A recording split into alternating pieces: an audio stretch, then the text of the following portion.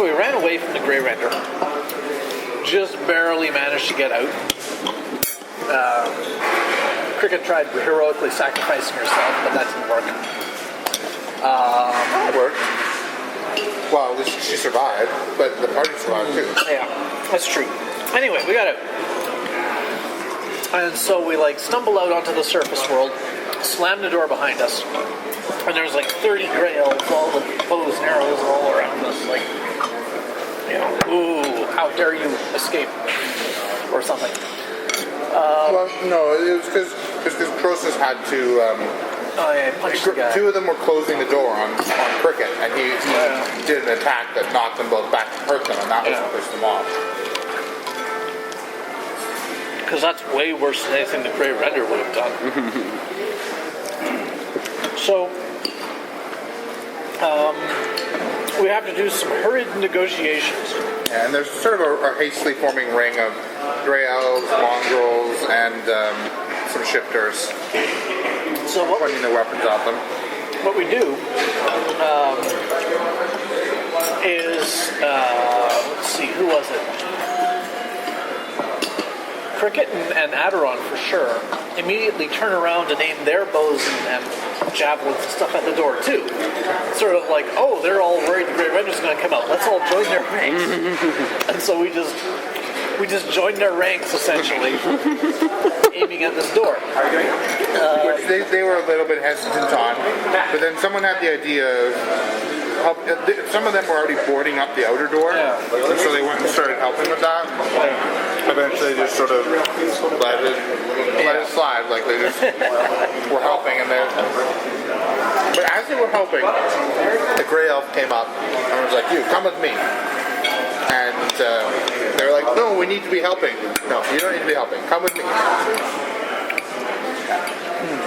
So he pulled them out of the main circle. So let's see, who was that? That wasn't the leader of the camp. It was Duranius. He was a Grey Elf, and he started asking about, what were you guys doing down there? And immediately Aurora started telling him everything. Which everyone was wanted to be so secretive. Well, actually, I guess you didn't know these guys, who they were at all. The main thing I wanted to be secretive about was the Cortex. I was perfectly fine with telling them how to get in there and what they could find in there and all that kind of stuff, because I don't think we're ever going to go back down there again. There's certainly nothing in it for us to keep secret about what's down there. But, I figure that the Cortex is probably the most valuable thing down there. Dude, they can have, what is it, salty, spacey, tasty. Salty, fatty, tasty, yeah. I'm okay with this. Just don't get it, do you? So, that was the main thing I was worried about. And Aurora didn't look like she was going to stop at anything. She was just going to ramble on and on and tell him everything.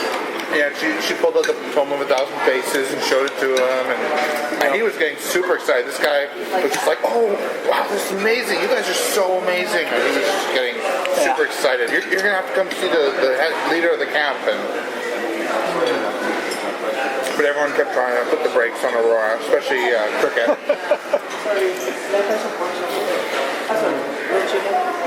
That reminds me of some anime characters, actually. That babble, babble, babble, babble, babble, and everybody's like, "No!" I mean, most of the information is perfectly fine to give, but that was only by coincidence. Well, I think afterwards, you guys didn't know this, but I think afterwards, Aurora said that she knew that no one she didn't want you talking about the Cortex, and she wasn't going to tell them about the Cortex. It certainly didn't seem that way. Yeah, everyone was freaking out when she was telling everything that happened. But anyway, he brought them to the head of the camp, and that was it was a Grey Elf named Bark here with a well-kempt beard, and he just sort of, they all started babbling at once because Aurora's talking and Cricket's trying to interrupt, and everyone's trying to interrupt each other, and he just starts looking around at them just with this sort of piercing, condescending look, like, who are these idiots? And looks over at the guy who brought it, like, why did you bring them to me? Or the idiots that beat that Grey Render. By setting a door on it. Yeah, survived the Grey Render. Yeah. We got past it, which is more than they've done. I don't know at this point what this guy told you. Like, you guys tried to tell him everything about down there, or tried to stop telling him. And he just got more and more skeptical that you were worth his time to talk to. Oh, and Roy had showed Duranius the Home of a Thousand Faces, so he showed it to that guy. He, like, at that point, like, he sort of already decided that these guys were useless, and when he saw the Home of a Thousand Faces, he just got, like, totally wrapped up in it. Aurora was showing it to him, and he just, like, kind of, like, wandered off into his tent, like, kind of ignored them. Yeah. And, yeah. I think I found out from him that they were,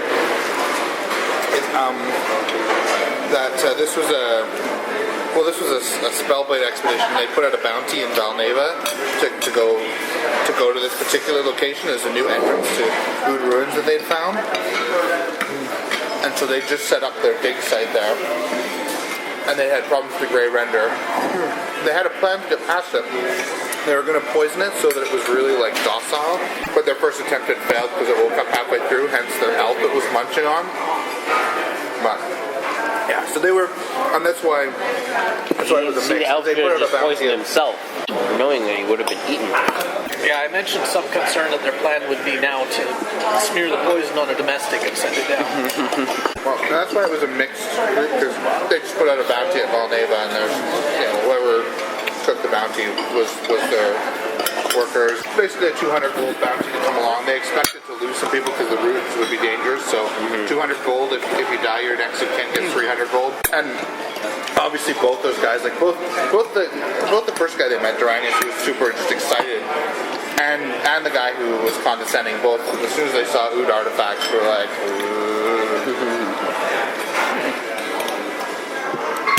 So he took the Book of 1,000 Faces into his tent, and I'm sure people were concerned that he was just basically taking their stuff, and he was like, no, of course you'll get it back. I'm just looking at it. Is that okay? And so they let him look at it, and they started exploring the camp. He had to update his status. Yeah. Well, yeah. Aurora showed how she was on there, and he was just like really quite interested. And he clearly just zoned out, and like they were, Duranius was telling him some stuff, and he's like, "What? Yeah, okay. I'm going to take these guys around the camp. They're free to go now, right? Yeah. That's fine." So the party went and had some food. I think they went and had dinner in the mess hall. I think that was what happened next, right? No, because Aurora wanted to talk to Duranius and get to know him, and they had a lengthy discussion. She was just interested in who he was, and just had this lengthy discussion. And he also asked lots of stuff about what they did down there. And then after the party had eaten, Cricket had a meal, and then she went and washed dishes. Yeah, she actually had to do a diplomacy check because they don't want some random person who could poison the food doing the dishes. But she convinced them to let her do the dishes. I made a really good diplomacy check to let me do the dishes. It's awesome. And they did some talking. They found, it's in storytelling form, it's going to be a lot shorter. Like there was a lot of fun role playing that happened, but it will be condensed down to 2 sentences because it just doesn't. Yeah, but they found out that Duranius had this. Duranius and this mongrel named Irix had this like secret tryst that everyone knew about. Everyone knew about it, but they kept it secret. Like, oh, no one must know of our forbidden love, and everyone's rolling their eyes at them. It's like, yeah, they're forbidden love. This is mongrel folk. This is what they do. Yeah, Irix is actually, someone made a really good knowledge nature, so they found out, mostly human, some elf, and she has phoenix feathers around the base of her skull, so some phoenix, and traces of gnome. That's what the super high nature check revealed. So, That's pretty marvelous. but yeah, so not like, yeah. So they found out all about their lives and their goals, and she really wants to. She's here to pick up Oood magic. She's gonna pick it up in a week or whatever, and And she learned that Cricket had some experience with Oood magic and stuff. And she was like, "Oh, you have to teach me. Oh, we'll be the bestest friends ever." Tonight, could you teach me everything you know? I probably could in the night. It's not. Cricket hasn't learned a lot down there. Anyway, so So we also learned a little bit about the local environs. There's a mongrel town, just over the hills sort of thing. And this is almost like a tourist spot for them. They would show people around. the ruins. Yeah. Because the Grey Render they discovered it only showed up about a week or two earlier, or maybe like a few weeks earlier. And actually, the mongrel town was sort of like a shanty town. It was right on this spot. Now it kind of moved away because the Grey Render started hunting in this area. Yeah. But and it was on the east side of the chasm. It's about 250 kilometers from Valneva. They've just been squatting there and running like a tourist trap in the Oood ruins.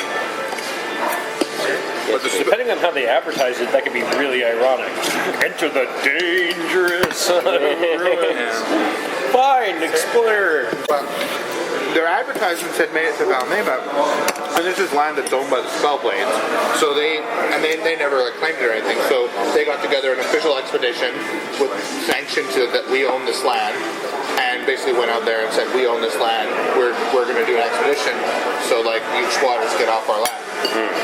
So the squatters were not particularly happy about this, but there's only so much a squatter can do.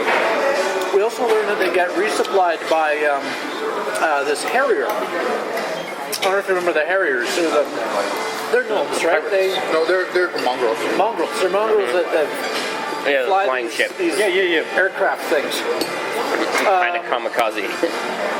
Yeah, Well, this was Captain Ultimate Fist Punch McAwesome. yeah. Yes. They all have names like that. Yeah.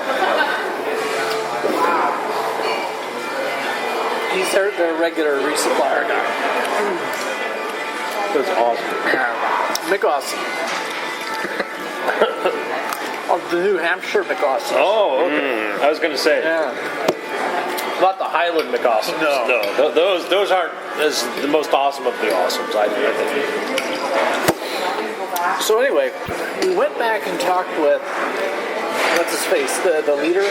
Yes, Aurora went back and told Vark, because she had done a whole bunch of asking around and streetwising and had figured out that basically some of the mongrels who were there had joined their bounty. And some of them were just like, well, whatever, I guess we'll go home. And some of them were like, we're gonna get you. And so there was a rumor that the next time that the Harrier came, it was going to bring in weapons, and then there was going to be an attack. So Aurora went to tell Varkir this, who believed her and was like, okay, we'll set up a thing. But he was also super excited to get into the Oood ruins, so he's like, I don't want to put all my guards on duty tonight. I want them to be there so we can go into the Oood ruins tomorrow. He was super excited. But it actually didn't really matter because by that time they could already hear this huge explosion-y noise in the horizon. You can hear in the distance, it's and it's getting louder and louder and louder. And they figure out from someone that it's a harrier. It's a harrier coming. That's just what they sound like across the stream of random explosions. Well, they said this one was kind of augmented, so it could work better outside the mountains. But anyway, they told him about it, but they ended up having a lengthy discussion about the Tome of a Thousand Faces, and that Aurora and him were in the tent because she was like, if we have to leave in the night, can I get the tome from your room, from your thing? And so he made a thing with the guard. Okay. If she comes to my tent in the middle of the night, she can come in. And then he called her in and said the tome will be sitting right here if you come in. And then he had this map and all this stuff, and so they had this lengthy discussion about Oood ruins, and she told him about the cortex, and he got just super excited. That was why he didn't want to post the guards, because he's like, I gotta get in there and get this over there. Yes, please. They left the Cortex in there? No, Cortex is in Cricket's pouch. Oh, But okay. she didn't tell him where it was. Right. He was just super excited because he knew what a cortex. You mentioned him. He knew what a cortex was. He knew it could like power an entire city, and it was like a fabled thing that the Oood had, but like no one had ever found one. And he just was.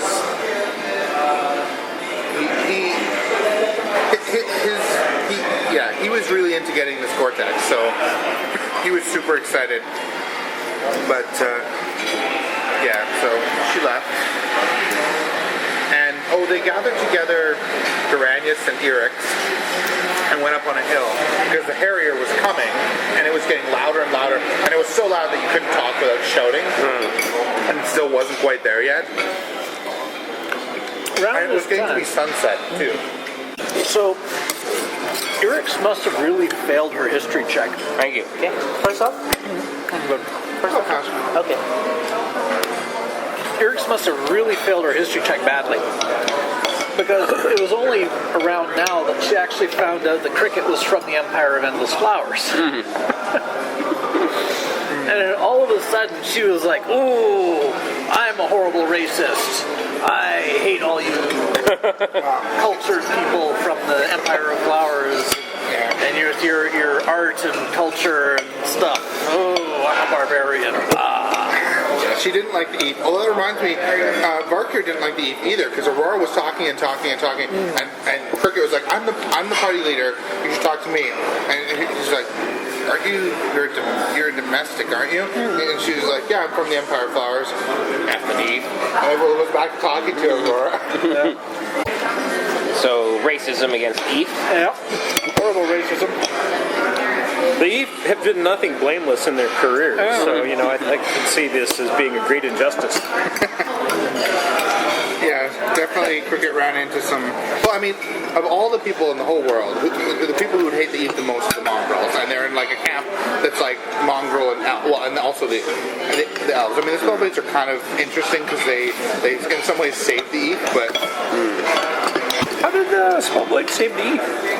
Well, they stopped the ritual to destroy all. Oh, right. They weren't really fans of the Eve. They're just like, but this is even more evil. Yeah, thank you. So There's an awful lot of that in history, like, we're okay with evil, but this is a little bit beyond the pale. This is too evil. Yeah. So, probably of all the places in the world that don't like Eve, you're probably in central area, except for maybe like places that have actually seen war with the Eve. Which is actually a pretty big chunk of the world. So this is the perfect opportunity to rehabilitate the image of the Empire of Flowers. Anyway. Cricket was taking it as her personal goal to make people love the Eve again. Like in Again? the olden days. Yeah. Nobody ever loved the Eve. Before our image was sullied by those pain slave taking necromancer types. Yeah, I mean, back when it was just like, they're just like a normal kingdom, they're ruthless and bad, but they're not any worse than anyone else. They're ruthless and bad slavers to one of them, but normal slavers, not pain slavers. That's the important thing. And now they don't even do normal slavery, so... And actually, I remember as the Harrier was coming over the horizon as the sun was setting, that was what you guys were fighting about, shouting because you could barely be heard over the huge cacophony that this thing was making. And they saw it coming, it was coming over the chasm, and as it was coming over the chasm, tendrils were like coming up to try to get it, but it was moving away fast enough. And they couldn't really make it out, but there was sort of like a body, and it had two spinning things I said were like, like a push mower, like rotating blades on the sides, and it was like exploding out of every orifice, and it was flying like this as it came across, and it flew over the camp and flew past. And they're like, yep, alright. But then it came back over the camp, and someone made a perception check, and they could faintly hear screaming and battle over its horrible noise. And it came over the camp, and there was two guys sort of like hanging onto the edge, running these rapid fire crossbows, and they strafed through the camp and like, shot a bunch of elves and killed them. So suddenly combat was upon them. The giant flying.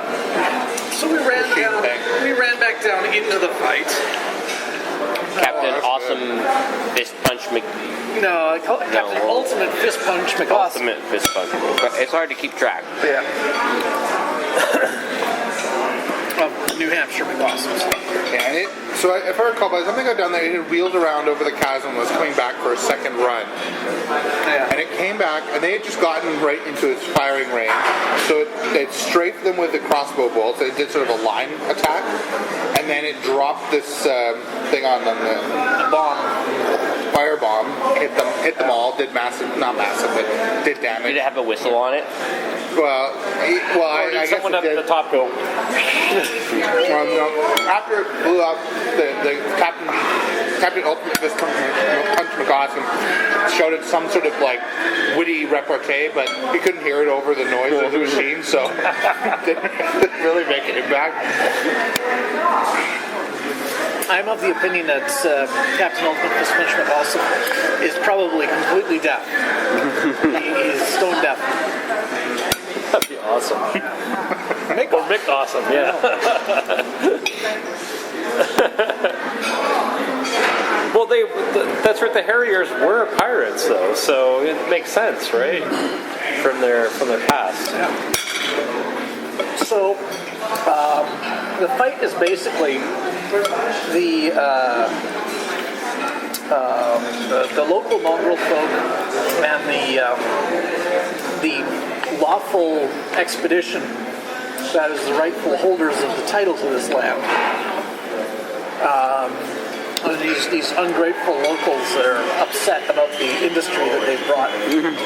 There had been some debate about like the morality of the situation, and I think Eric's had turned the tide because she said, you know, like they've been here for 2 years. They could have come and registered for this land. It would have cost them 100 gold, but instead they decided to squat on it. So we have special sanction to get them off. Yes, please. I mean, it's still kind of sketchy, but it's not clear who the good guys are. But I mean, it's true. They could have bought the land, and there would have been a problem. Well, you see, I would say my perspective is that no matter what the legality of it is, deciding to attack them, that is morally reprehensible. Yes, the mongrel folk are in the wrong because they've attacked and started killing these people over, land. Yeah, they may have even the moral right of it, but that doesn't matter at this point, I would say. Yeah. So we sort of decided to side with the elves on this one.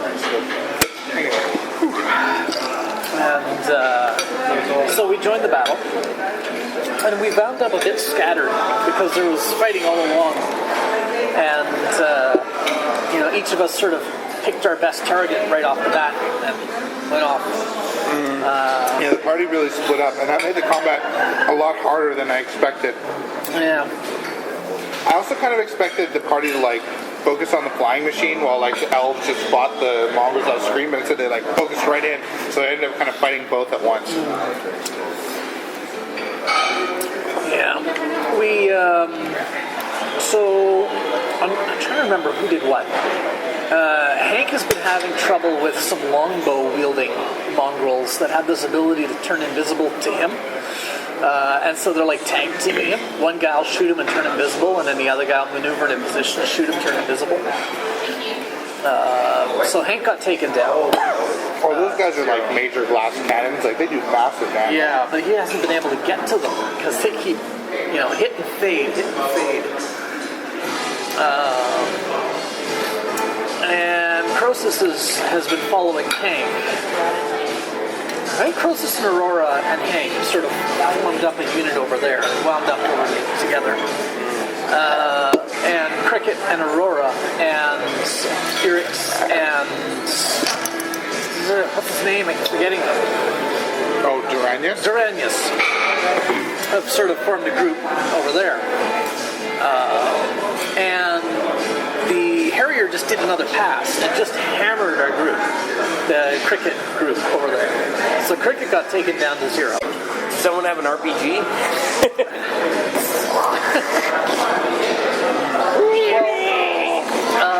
We did RPB. Aderon used a cinematic point to detonate one of the fire bombs in the bomb bay. Oh. She plugged the exhaust pipe with bees. That's why I said RPB. Yeah. Well, I guess it weren't rocket propelled, but it doesn't matter. She clogged the exhaust pipe with bees and it backfired and blew out onto the pilot and the gunners. So it has an attack where it does that. So I had it just do its attack itself, damage the gunner and the pilot. So hopefully, at the very least, they're not going to drop a firebomb this round. Because we're all sort of clustered. And the pilot shouted some sort of like angry profanities that couldn't be heard over the noise of the engine. Well, you don't know that. Perhaps he was saying, "Well done, sir." Maybe. Quite sporting of you. That's love for you. Yeah, we keep trying to knock those gunners off the wings and keep failing. Do you have any catapults or any way to like We didn't throw Hank up there? Oddly enough, we didn't bring any siege equipment.